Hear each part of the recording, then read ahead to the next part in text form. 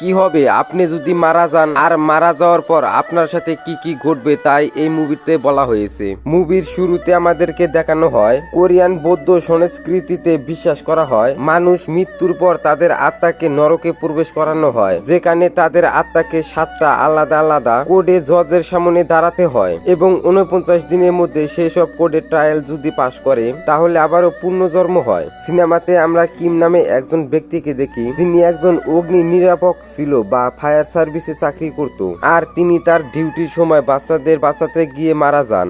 আর চোখ খুলতে তিনি দেখেন তার শরীর নিচে পড়ে রয়েছে আর তাকে কেউ শুনতে বা দেখতে পারছে না।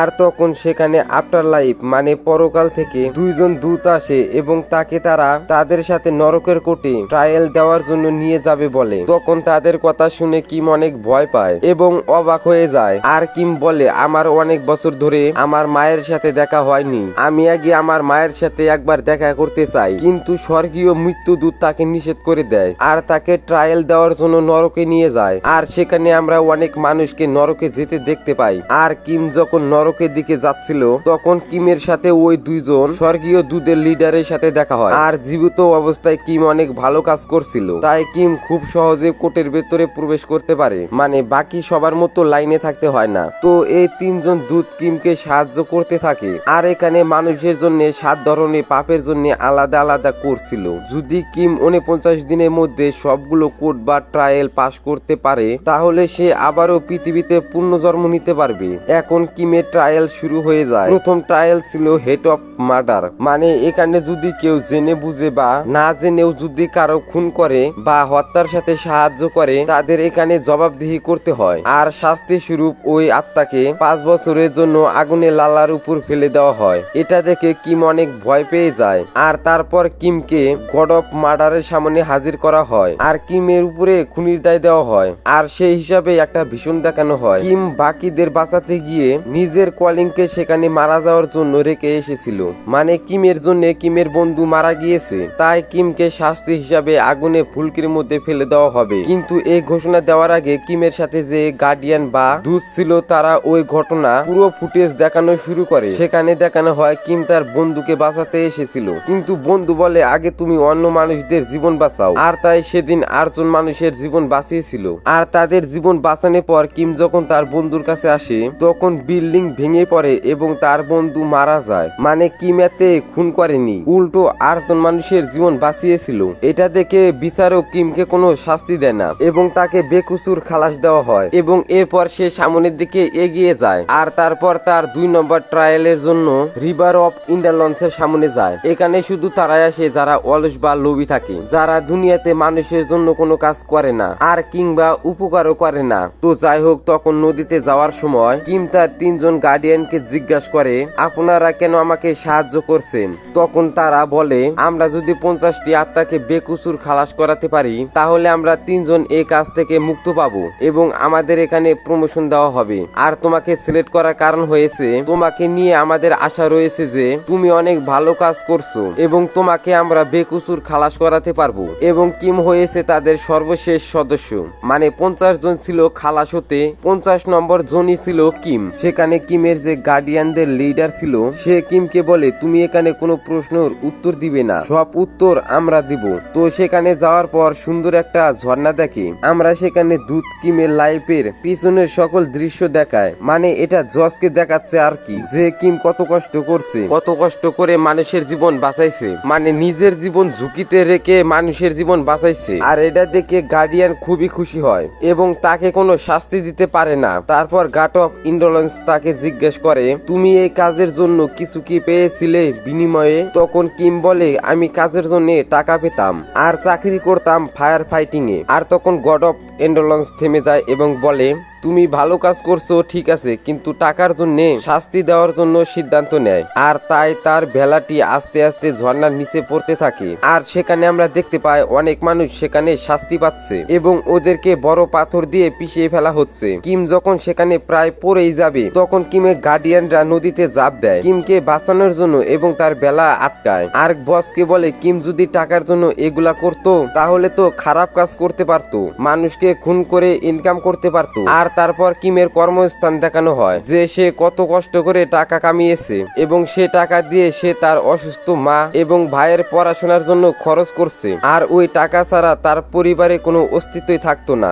এইসব শুনে জজ অনেক ইমোশনাল হয়ে যায় এবং তাকে বেকুচুর খালাস করে দেয়। মানে দ্বিতীয় ট্রায়ালও কমপ্লিট হয়েছে, কিন্তু এরপর আমরা দেখি কিমের যে গার্ডিয়ান ছিল তাদের গার্ডিয়ান কিমের উপর খুব রেগে রয়েছে। এর কারণটা হয়েছে কিমকে বলা হয়েছিল কোনো কথা না বলতে, কিন্তু তারপরেও সে কথা বলছে। তো এজন্য কিমকে ওয়ার্নিং করা হয়, পরের বার কথার মধ্যে যদি কথা বলো তাহলে কিন্তু আমরা তোমাকে বাঁচাতে পারবো না। আর তখন তাদের সাথে যে মহিলা দূত ছিল সে কিমকে বলে তুমি যদি আমাদের কথা রাখো তাহলে তোমার মায়ের সাথে স্বপ্নে কথা বলতে পারবে। এ কথা শুনে কিমের অনেক ভালো লাগে, তাই সে রাজি হয়ে যায়। তো তৃতীয় ট্রাভেলে যাওয়ার পথে কিছু মনস্টার তাদের উপরে আক্রমণ করে আর তারা তিনজন খুব অবাক হয়ে যায়। আর এই মানে হয়েছে ট্রাভেলের সময় কিমের পরিবারের আরেকজন সদস্য মারা গেছে আর তার স্পিরিট প্রতিশোধ নেওয়ার জন্য খারাপ স্পিরিট হয়ে গেছে। মানে এটা কিমের পরিবারে কোনো সদস্য যে মারাত্মক খারাপ স্পিরিট হয়ে গেছে, অতিরিক্ত আত্মা হয়ে গিয়েছে, সে কোনো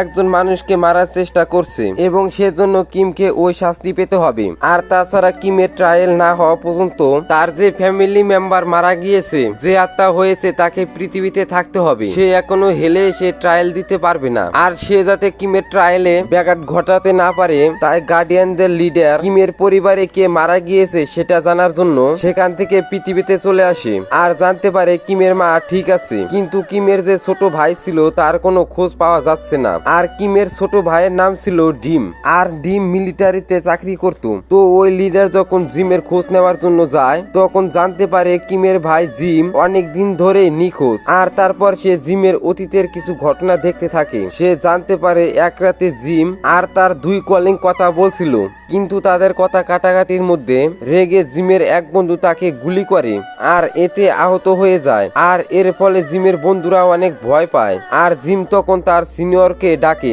কিন্তু জিমকে যদি হসপিটালে নিয়ে যাওয়া হয় তাহলে তাদের বন্ধুদের সাসপেন্ড করা হবে। সত্য ঢাকার জন্য জিমকে মাটি চাপা দিয়ে দেয়। তখন থেকে জিমের আত্মা তার ওই দুই বন্ধুকে মারার জন্য ঘুরছে। মানে জিম হলো এই সিনেমার নায়কের ছোট ভাই। আর এদিকে আমাদের কিমকে দেখানো হয়, মানে নায়ককে দেখানো হয়, আর তাকে আনা হয়েছে হেলিকপ্টার ডিপটে।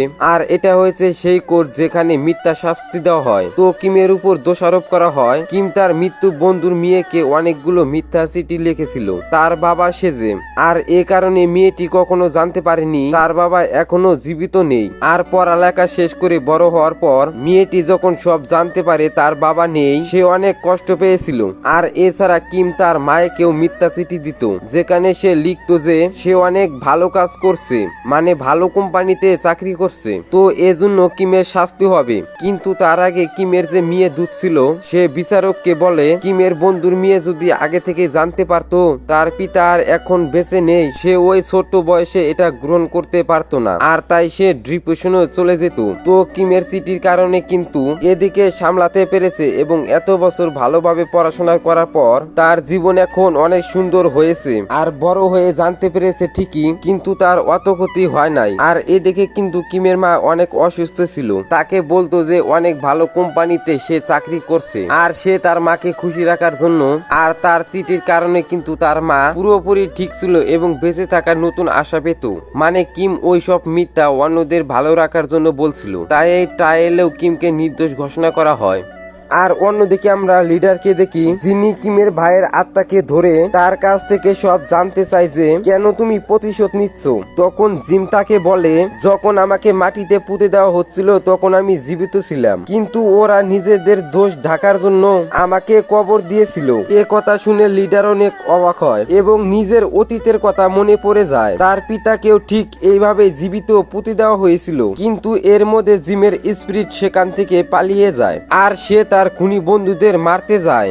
আর যদি ওর বন্ধুদের মারে তাহলে কিন্তু এর দায় কিমের উপরেও আসবে। তো যাই হোক, জিম গিয়ে দেখতে পায় তার যে বন্ধু তাকে গুলি করেছিল সে বন্ধু তার সিনিয়র অফিসারের কাছে গিয়ে সব সত্য খুলে বলে এবং নিজের শাস্তি চাচ্ছে, মানে অনুতপ্ত ছিল।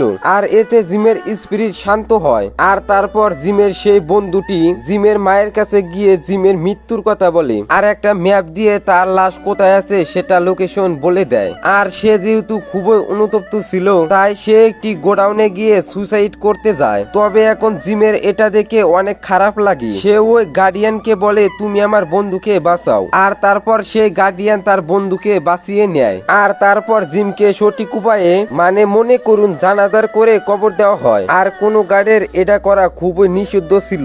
এটা যদি স্বর্গে জানাজানি হয় তাহলে তাকে পানিশমেন্ট দেওয়া হবে। যাই হোক, এরপর আমাদের কিমকে দেখানো হয় এখানে সে আরেকটা করেছিল।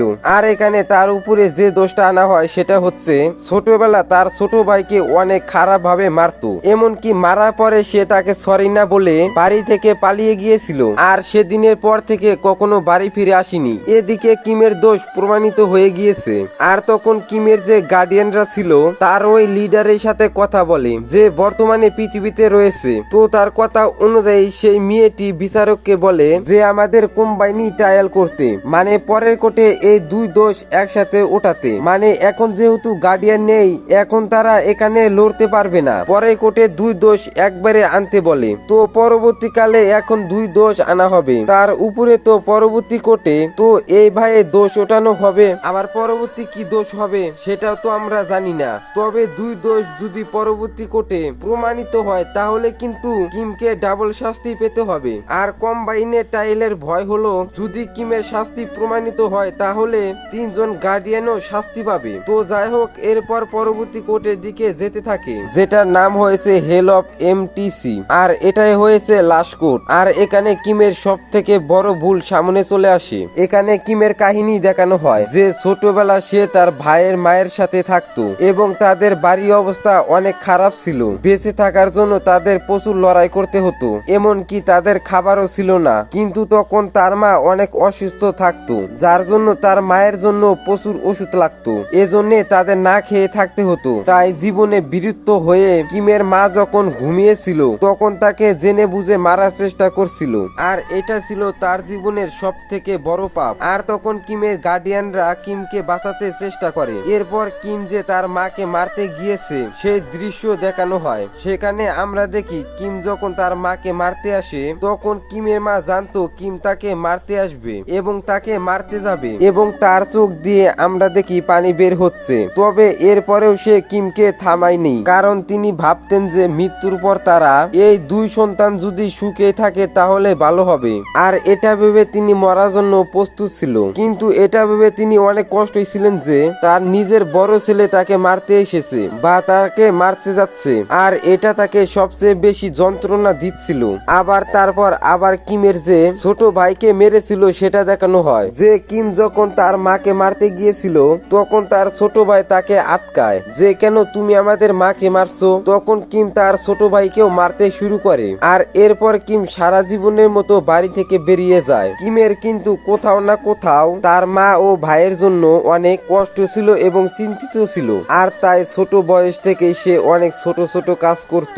আর এইসব টাকা জমিয়ে সেগুলো বাড়িতে পাঠাতো। আর সে টাকা দিয়ে তার মায়ের সংসার চলতো। আর চিঠিতে সবসময় বলতো সে অনেক ভালো কাজ করে। এ কথা শুনে তার মায়ের অনেক ভালো লাগতো। আর সেখানে তার মায়ের একমাত্র ইচ্ছা ছিল সে যেন কিমকে লাশবারের মতো একবার যেন দেখতে পায়। তো এইসব দেখে কিম অনেক কান্না করে এবং ভাবে এত কিছু পরেও তাকে এখনো দেখতে চায় এবং সে কষ্ট পেয়ে কোর্টকে বলে তাকে যেন শাস্তি দেওয়া হয়। আর কোর্ট যখন তাকে শাস্তি শোনাবে তখন লিডারের সাহায্যে কিমের মায়ের শেষ ইচ্ছার কথা সবার সামনে দেখানো হয়। যেখানে কিমের মায়ের স্বপ্ন দেখেছিল সেটা ভিডিও আকারে দেখানো হয়। যেখানে আমরা দেখি কিমের মা কিমের ছোট ভাইয়ের সাথে কথা বলছে। যেখানে কিমের ভাই জিম বলে মা আমার গ্রাজুয়েশন কমপ্লিট হয়েছে। মানে তারা দুজনই অনেক খুশি ছিল আর কি। আর এর সাথে জিম বলে মা তুমি কি জানো আমার বড় ভাই জিম আমাদের দুজনকে অনেক ভালোবাসে, বিশেষ করে তোমাকে। আর আমাদের দুজনকে ভালো জীবন দেওয়ার জন্য দিনরাত পরিশ্রম করছে, আজ পর্যন্ত বিয়ে করেনি যাতে আমরা ভালো মতে থাকতে পারি। আর তার মা তখন অনেক কান্না করতে থাকে এবং বলে আমি জানি আমাকে মারতে চেয়েছিল, সেজন্য অনেক লজ্জিত, হয়তো এই কারণে আমার সাথে আর দেখা করতে চাচ্ছে না। কিন্তু আমি তো তার মা, শুধু একবার মরার আগে ওকে দেখতে চাই। আমি তো ওকে কবে সারা জীবনের মতো ক্ষমা করে দিয়েছি, ওর জন্য আমার মনে এতটুকু কষ্ট নেই। আমরা গরিব ছিলাম, আমাদের একটা টাকা ছিল না খাবারের জন্য। আমি সব মনে করতে পারি ও যদি না থাকতো আমরা এই অবস্থা অনুষ্ঠানে আসতে পারতাম না। ও আমাদের জন্য বাড়ি থেকে পালিয়ে গিয়েছে, ছোটবেলা থেকে কাজ করা শুরু করছে, এ কারণে আমরা দুজন বেঁচে আছি। আর তখন কিমের মা সৃষ্টিকর্তার কাছে শুধু একটা প্রার্থনা করে, শেষবারের মতো তিনি যেন তার ছেলেকে দেখতে পান এবং বলে আমি আমার ছেলেকে সারা জীবনের জন্য ক্ষমা করে দিয়েছি। তখন জিম প্রার্থনা করে বলে, হ্যাঁ আমিও আমার ভাইকে মাফ করে দিয়েছি, আমার আর কোনো অভিযোগ নেই। আর এটা উল্লেখ, এটা কিন্তু কিমের মায়ের স্বপ্ন ছিল, মানে ঘুমের মধ্যে স্বপ্ন দেখেছিল, সেই স্বপ্নটার ফুটেজ দেখানো হচ্ছে। তো এটা যখন যশরা দেখে তখন তারা বুঝতে পারে ব্যাপারটি। আর পরকালের নিয়ম হয়েছে, পৃথিবী থেকে যদি কাউকে মাফ করে দেওয়া হয় তাহলে পরকাল থেকেও সে নির্দোষ হয়ে যায়। আর এই কারণে কিম নির্দোষ হয়ে যায়। তার ভাইকে পিটুনির অপরাধ এবং তার মাকে যে খুন করার চেষ্টা করেছিল সেই অপরাধ, তাকে দুটো থেকে নির্দোষ করা হয়। আর এছাড়া 49 দিনের মধ্যে ট্রায়ালও শেষ হয়ে যায়, তাই তার স্পিরিটকে আবারও জন্ম দেওয়ার জন্য পৃথিবীতে পাঠানো হবে। আর এরপর আমাদের একটি বিষয় রিভিল করা হয়, সেটার কারণ সেটা হয়েছে কিম বাঁচতে পেরেছিল। গার্ডিয়ানদের লিডার তো দুনিয়াতে গিয়েছিল, সে করেছে কি কিমের ভাই জিমকে ভালো মতো শেষকৃত অনুষ্ঠান করে কবর দিয়েছিল, যার ফলে তার আত্মা শান্ত হয়ে যায় আর ওকে ওর মায়ের স্বপ্নে পাঠিয়ে দিয়েছে। জিম মানে ছোট ভাই, গিয়ে মায়ের সাথে কথা বলতে পারে আর সেই স্বপ্নটার ফুটেজ জজের সামনে পেশ করতে পারে। তো এই কারণে কিম নির্দোষ হয়ে গিয়েছে। আর এখানে সিনেমা শেষ হয়। যাই হোক, সিনেমাটা হয়তো কাল্পনিক, কিন্তু এই সিনেমা থেকে অনেক কিছু শেখার রয়েছে। সেটা হয়েছে আপনি যে ধর্ম বা যে জাতি হন না কেন, ভালো কাজের মূল্য কিন্তু সকল ধর্মেই রয়েছে। আপনার দ্বারা মানুষের যদি কোনো উপকার না হয়, আপনি যে ধর্মেই থাকুন না কেন, সে ধর্মের আপনি একজন কলঙ্ক। মানুষের অবশ্যই উপকার করতে হবে, এর ফল স্বয়ং সৃষ্টিকর্তা আমাদেরকে দিবে। তাই আপনি যে ধর্মেই থাকুন না কেন, সবার সাথে ভালো ব্যবহার এবং সবাইকে সাহায্য করতে চেষ্টা করবেন।